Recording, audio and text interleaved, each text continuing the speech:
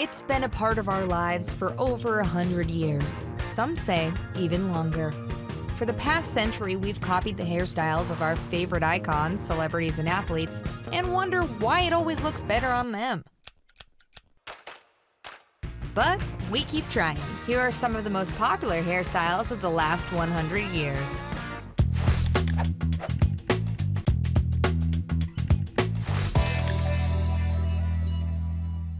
It was the Roaring '20s. Prohibition was in effect, flappers were flapping, and the bob was the bee's knees, baby. The bob was made popular in a story by F. Scott Fitzgerald about a woman who cuts her hair and turns into an avenging vamp. Sounds like a superhero movie. Inspiring women all over the country to chop off their hair as a sign of rebellion against traditional notions of femininity. The trend completely changed the hair industry. In 1920, there were 5,000 hair salons in the US. By 1924, there were over 21,000.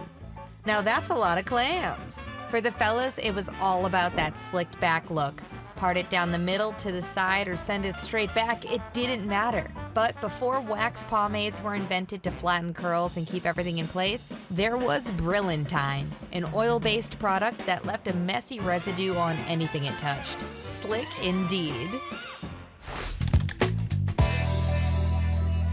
The Marcel Wave was named after Francois Marcel, whose styling process required the use of extremely hot tongs, invented by Francois, that could only be used by trained operators. Sounds dangerous, but anything to achieve that classic look of having your hair look like a piece of paper that got wet, then dried out in the sun. Just win, baby. That's what the ladies sporting victory rolls were saying to their men who were fighting overseas in World War II. Rosie the Riveter and the other 5 million women entering the workforce needed their hair curled up and out of their faces while they worked in factories, building tanks, battleships, and a new definition of femininity. Inspired by the stars of 1950s Italian movies, hairdressers spent hours coming up with the name for this popular hairstyle, the Italian cut. The short, shaggy, tousled curls were considered a sassy style among Hollywood women like Joan Collins and Sophia Loren. And Rizzo and Grease made it iconic. Or, as I say in Italy, iconique. Grab your comb and throw on your leather jacket. It's the greaser. In the 50s, rock and roll was just becoming popular, and greasers were rebelling against the uptight, button-down adults of the era. Stars like Elvis Presley, James Dean, Little Richard, and Marlon Brando stamped this rebellious style as bad boy iconic. The 1960s were the decade of peace, love, and activism, and the hair was far out. Throughout the civil rights movement, Black men and women, especially members of the Black Power political organization, the Black Panther Party, wanted afros to show the world that Black was beautiful, while rejecting European beauty standards. From activists like Angela Davis and Jesse Jackson to icons of music like Diana Ross and Jimi Hendrix, the afro was a symbol of Black liberation. At the same time, hippies used flower power and free love to grow long, messy hair. Shampoo and conditioner were about as common as cell phones during this time, so scalps were a little grody. Both styles were accessorized with headbands, feathers, flowers, and, grass. "Hello, angels," said Farrah Fawcett's hairdresser to her hair follicles after they made him rich. In one season on Charlie's Angels, and with that one iconic poster, Farrah Fawcett's wing-like bangs and red bathing suit defined a decade of hairstyling for women. If you wanted the moves like Jagger in the 70s, you were asking your barber for the shag. A symbol of counterculture that was also rocked by Joan Jett, David Bowie, and Rod Stewart. If you saw Austin Powers, you understand what people were aiming for after getting this cut.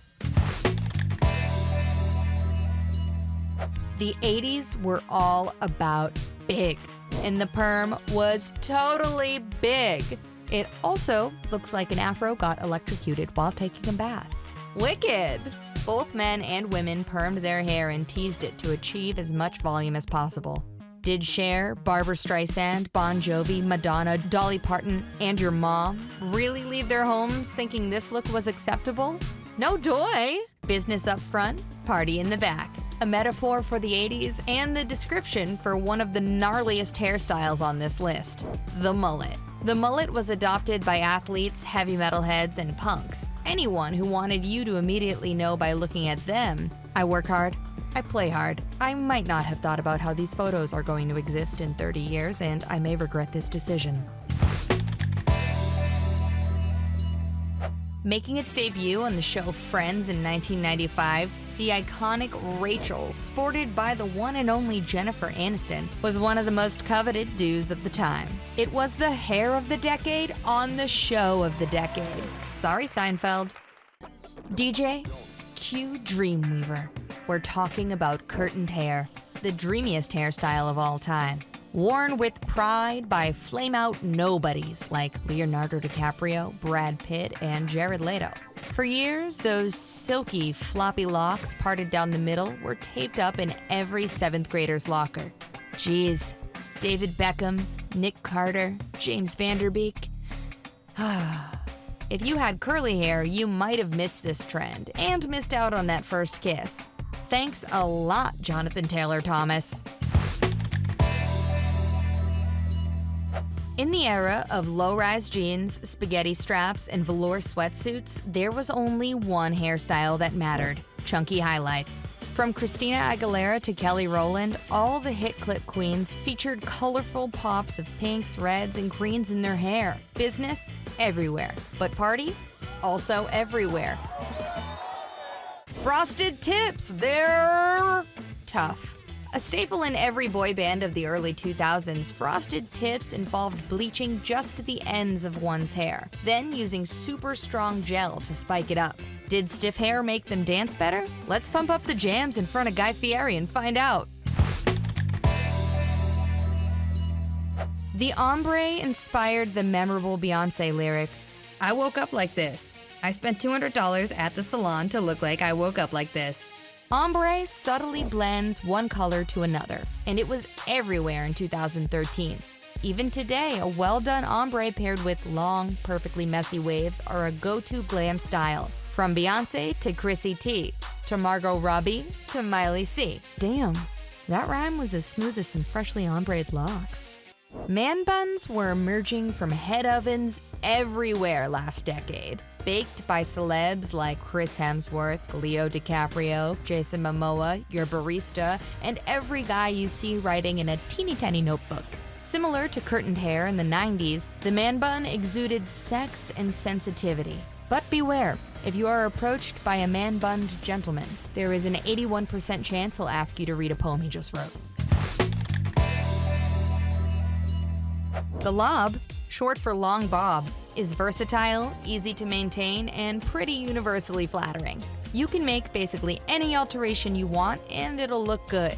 It's pretty much the bacon of hairstyles. Hailey Bieber, Dua Lipa, Selena Gomez, and Reese Witherspoon all agree that bacon is great with pretty much anything, even sweets. Fruit is the trickiest, but if you just... What are we talking about? Oh, right, the lob. Also great for brunch. Last and the least amount of hair is the fade. This hairstyle has existed for decades, but its popularity continues due to its versatility and flexibility to adapt to trends. Whether you're Zayn Malik looking smolderingly handsome or Idris Elba looking impossibly handsome, the fade just works. So, there you have it, the most popular hairstyles of the past 100 years. Some were timeless. For some, it was time to do way less.